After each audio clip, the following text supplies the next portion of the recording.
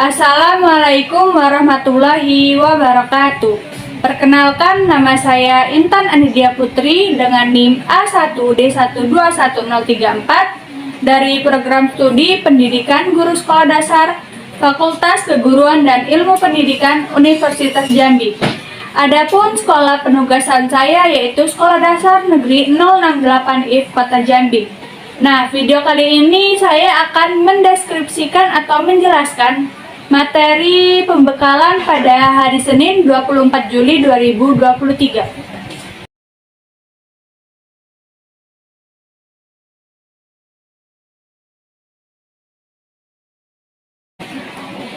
Bait yang memiliki makna khusus bagi saya yaitu pada bait kita pelajar Pancasila, kita bernapas dalam sila-silanya. Kita pelajar Pancasila, ayo kita jaga untuk Indonesia. Nah, lagu Pelajar Pancasila ini tentunya mengandung lirik yang penuh makna. Lagu ini mengajak para pemuda untuk selalu optimis menghadapi tantangan-tantangan hidup. Nah, pada bait tersebut tergambarkan bahwa mengajak setiap para pelajar ini untuk menerapkan nilai-nilai yang terkandung dalam sila-sila Pancasila dalam kehidupan sehari-harinya. Nah, dengan berbekal Pancasila, pelajar Indonesia pasti mampu menjadi generasi emas yang membanggakan.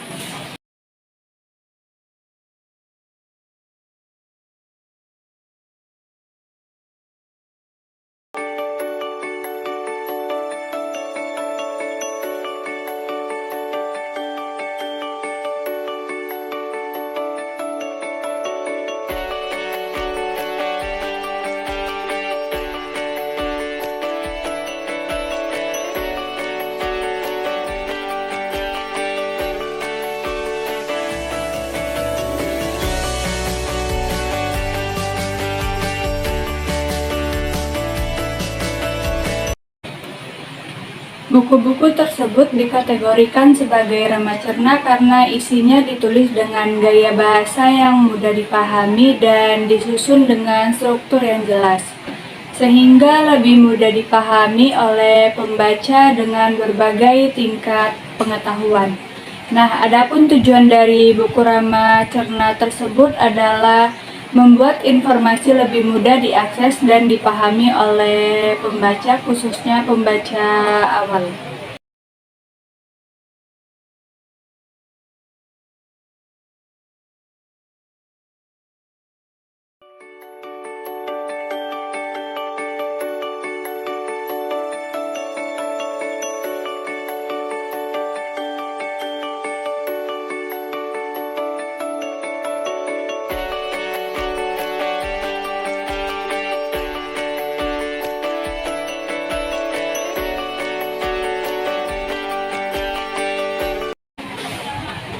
Buku-buku tersebut dikategorikan sebagai buku berjenjang karena dirancang untuk menjangkau berbagai tingkat pembaca dengan pengetahuan dan pemahaman yang berbeda.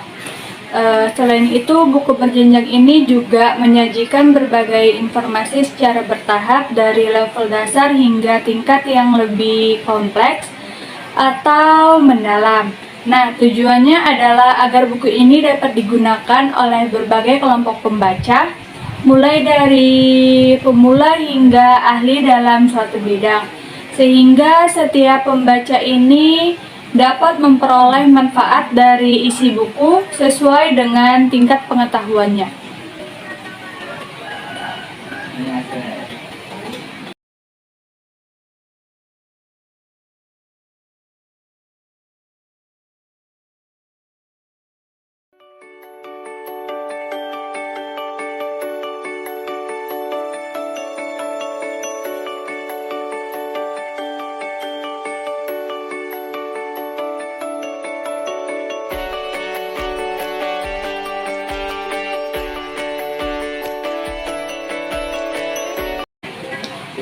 Buku-buku tersebut biasanya dikategorikan berdasarkan bab untuk memudahkan para pembaca dalam mengorganisasi dan mengakses informasi yang diinginkan.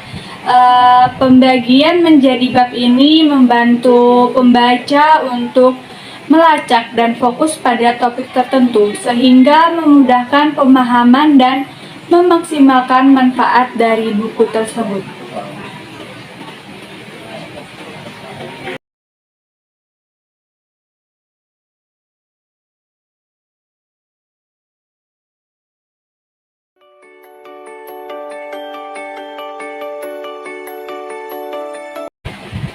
Buku-buku tersebut dikategorikan sebagai novel anak karena kontennya ditujukan khusus untuk pembaca anak-anak.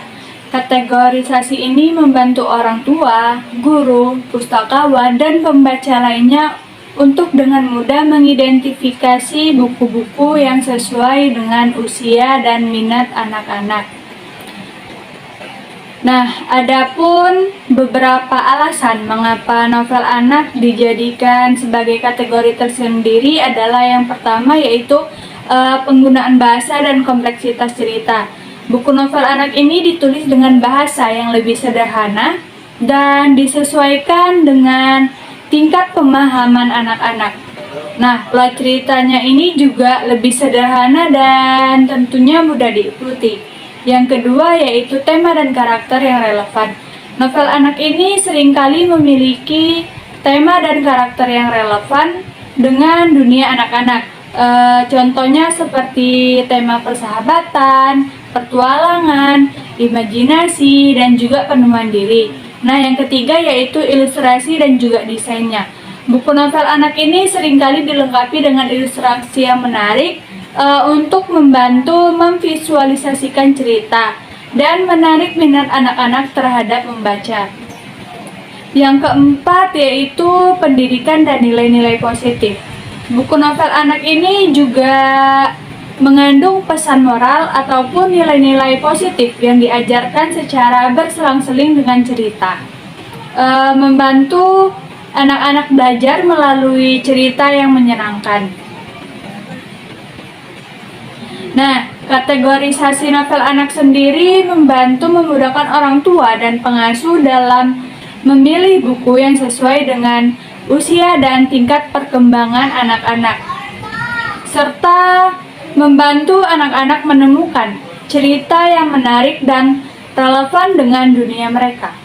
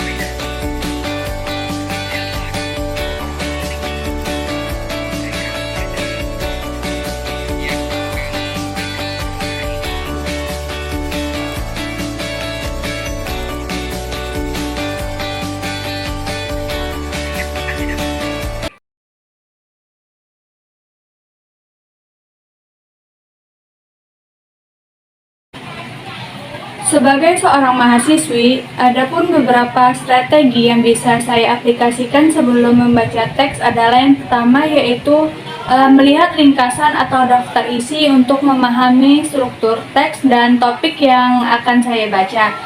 Tentunya hal ini akan membantu saya untuk memiliki gambaran tentang isi dan tujuan teks sebelum membaca secara menyeluruh.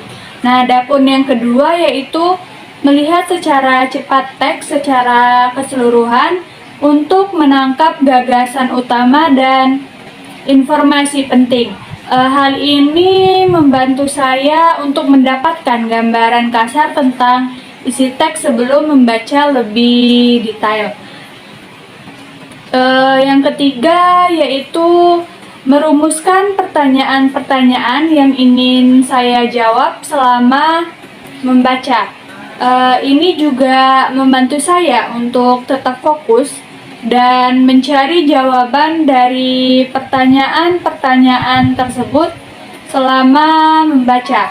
Yang keempat yaitu menetapkan tujuan atau desain spesifik mengapa saya membaca teks ini. Nah, tentunya hal ini membantu saya untuk mempertahankan motivasi dan relevansi saya dalam proses membaca. Tentunya strategi-strategi ini membantu saya menjadi lebih siap dan fokus saat membaca, sehingga saya dapat lebih efektif dalam memahami, mengingat, dan juga mengasimilasi informasi-informasi yang terdapat dari teks yang sedang saya baca.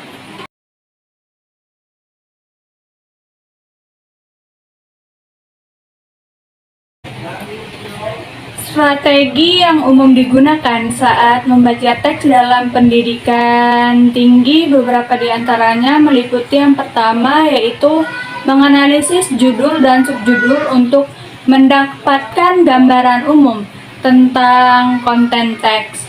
Yang kedua yaitu membaca secara aktif dengan menyoroti poin-poin penting, menandai istilah kunci atau membuat catatan. Yang ketiga yaitu menggunakan teknik skimming dan scanning untuk mendapatkan informasi secara cepat. Yang keempat yaitu menghubungkan informasi baru dengan pengetahuan sebelumnya untuk memahami konteks lebih baik. Yang kelima yaitu berhenti sesekali untuk merenung dan memproses informasi yang telah dibaca atau yang telah diperoleh.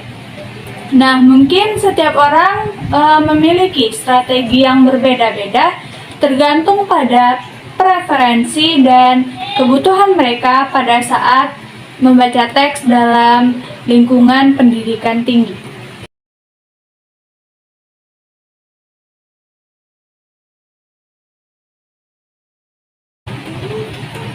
Nah, adapun strategi yang saya gunakan yaitu adalah strategi scanning, di mana scanning ini adalah teknik membaca cepat yang digunakan untuk mencari informasi tertentu atau detail khusus dalam sebuah teks. Saat melakukan scanning ini, pembaca lebih berfokus pada mencari kata kunci, angka, tanggal, ataupun informasi spesifik lainnya yang menjadi tujuan dari membaca tersebut. Nah, dalam proses scanning ini, para pembaca biasanya melihat teks dengan cepat tanpa membaca secara rinci setiap kata ataupun kalimat.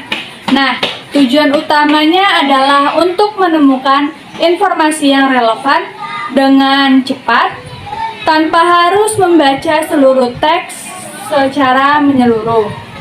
Nah, scanning ini tentunya sangat berguna pada saat kita akan mencari informasi tertentu dalam teks yang lebih panjang, seperti dalam buku teks ataupun dokumen-dokumen panjang lainnya. Nah, dengan teknik scanning ini tentunya pembaca akan dapat menemukan informasi yang dibutuhkan dengan efisien tanpa harus membaca seluruh teks dari awal hingga akhir.